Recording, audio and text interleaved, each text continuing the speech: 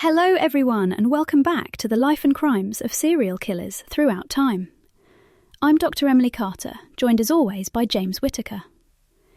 Today we're sinking into the mind of Aileen Wuornos, a case that, honestly, never leaves you once you've looked at the details. Before we get started today, I want to apologise for the delay in getting out a new episode. We had some family medical issues that kept us from being able to produce anything. If you are able, please subscribe to our show or channel, and if you see that donate button, please click and donate if you are able. Even $1 helps to keep us going. James, I find this case very interesting, and Aileen created so much tragedy in her life, but I feel like she was partly a product of her environment. What are your thoughts? Yeah, Emily, if there was ever a background that felt like a slow-motion train wreck, it was Wuornos' childhood. Let's lay it out. Abandoned by her mother at 4, never meeting her father, who was, by the way, convicted of child molestation and later died by suicide in prison. Then dropped with her grandparents, and those weren't exactly loving folks. Absolutely not. Both grandparents were alcoholics, and it seems the home was steeped in hostility, neglect, and, crucially, in abuse, both physical and sexual. Now, bringing in my psychologist hat for a second, attachment theory tells us that without secure, caring early relationships, a child's sense of self and emotional regulation can be deeply, sometimes permanently, disrupted. For Wuornos, it's like the normal building blocks of trust and safety just didn't exist. Yeah, and that shows up later in ways that are devastating. It's tempting to skip to the grisly headline, but you got to start here, where the damage actually began. And as in so many other cases, I think the tragic circumstances in her childhood definitely contributed to her violent future. What caught my attention in reviewing the records was the stuff that happened so early. By age 11, Wuornos was already exchanging sexual favors for cigarettes and food. There's even reports that her brother was involved. You just don't see childhoods unravel that quickly very often. It's tragic, isn't it? Children don't even have the vocabulary to make sense of that kind of exploitation. And when her grandfather, who should have been her protector, became her abuser, sexually assaulting and beating her, it's no wonder Wuornos came to see intimacy as transactional, threatening, even weaponized. Which begs a tough question, Emily. Given all that, how much do we chalk up her later fury, especially against men, to this chronic, normalized abuse? Does it explain her rage?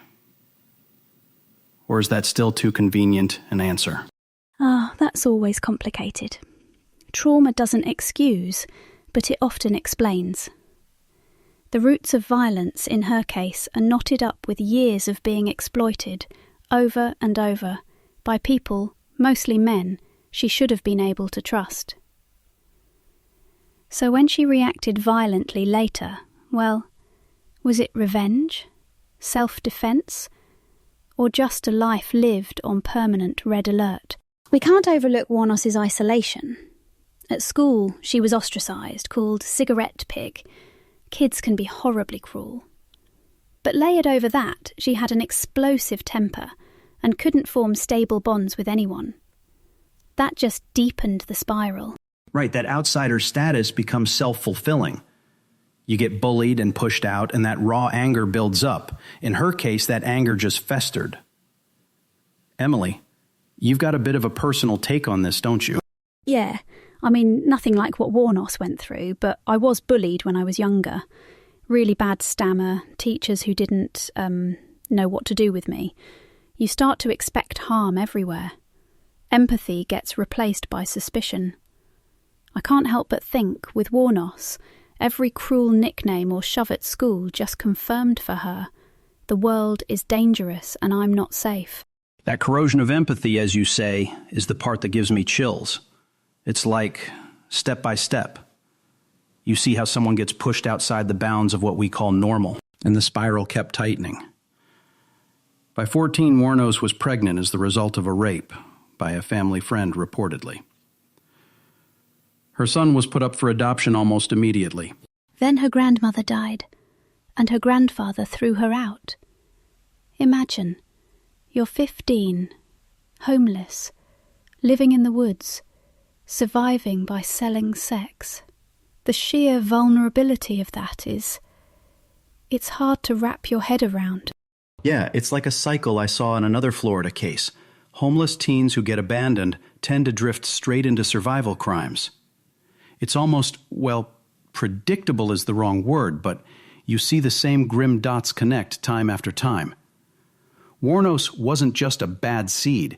She was set loose with nobody to catch her fall. And her adulthood didn't bring any relief. She moved from state to state, picking up charges: assault, theft, forgery, robbery. There was the marriage to Lewis Fell, the elderly yacht club president. That lasted, 9 weeks? Yeah, and it wasn't exactly what's the phrase? A love match for the ages. She actually hit him with his own cane, got hit with a restraining order, and quickly spiraled back into street life. That pattern, volatile relationships, reckless choices, sudden outbursts, those are all markers of something deeper going on. Exactly. There are real hallmarks here of borderline and antisocial personality disorders, impulse control issues, unstable relationships, chronic emptiness, anger. When mental illness meets trauma and poverty, you get chaos. And nobody intervened. No one even tried to stabilise her path. That's what makes this case so tragic. So let's talk about Tyra more. This wasn't just a relationship. It was, as Wuornos herself described it, love beyond imaginable. But also possessive, tumultuous, and riddled with outbursts. She was desperate to keep Tyra, terrified of being left. That's classic borderline pattern. Love and desperation woven into one exhausting loop. Yeah, and if you look at other criminal duos, often it's that same thing. A pathological need for attachment, someone to cling to at any cost. Wuornos' whole identity seemed to hinge on not being abandoned again. That makes the devotion understandable, but also the spiral into destructiveness. And it's worth noting, this was her main stable relationship, even if stable is stretching the word. When Moore finally cut and ran, and later cooperated with police, it's like the last remaining thread in Wuornos' life snapped. Now here's where everything comes to a head. Between late 1989 and late 1990, Wuornos murdered 7 men, clients she encountered while working as a prostitute on Florida's highways. She always claimed self-defense, saying the men tried to rape her, but details got murkier the more she talked. Yeah, assessments showed she had extreme anger and impulsivity. She'd split her world into all good or all bad categories. There's this wild oscillation. Sometimes she justified the killings as self-defense. Other times she admitted robbery or not wanting to leave witnesses. It's like she couldn't quite reconcile her actions with any consistent story, even for herself. And you hear that in her confessions. First it's, they all came at me. Then later, well, maybe not all of them. It's a blend of genuine trauma, ongoing rage, and perhaps, honestly, just survival instinct gone horribly, irreparably wrong. At trial, those psychiatric evaluations came under the spotlight. Wuornos was diagnosed with both borderline and antisocial personality disorder. Her behavior in court, unpredictable, hostile, sometimes eerily detached. She scored 32 out of 40 on the psychopathy checklist. For reference, 30 is the threshold. That's, a profound lack of empathy, emotional coldness, inability to connect. Her statements in court veered between rage, remorse, and just total flatness. It was as if you could see her splintering in real time. Yeah, I spent days combing through those trial transcripts. You'd get these wild shifts. 1 minute she almost apologizes, the next she's furious with everyone. Then she sinks into silence. It's haunting. Like she was chasing some kind of control she never really had, either over her story, her fate, or her past. Her years on death row made everything worse. Wuornos sank deeper into paranoia, saying that guards poisoned her food, plotted against her, sent sonic attacks. She reported, hallucinations, and those delusions coloured her final months and interviews.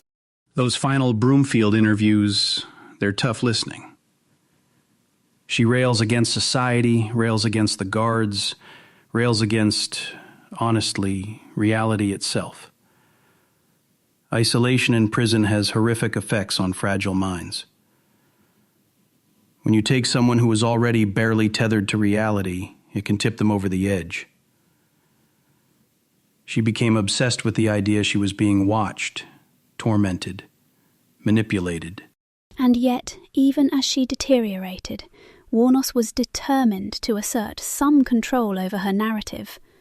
Right up to her execution, she wanted to be heard, to have the last word, even if nobody was quite sure what she meant. It's no wonder her story became the stuff of films, monster, countless documentaries, endless debate. Hollywood, journalists, and true crime fans have tried to make sense of Wuornos. Was she victim? Villain? Both? Her final words, though, those stand out. I've heard the original tapes. She said, "I'm sailing with the rock. I'll be back. Like Independence Day with Jesus." There's a kind of apocalyptic poetry to it. Even now, as someone who's listened to hundreds of crime scene recordings, that tape gives me chills.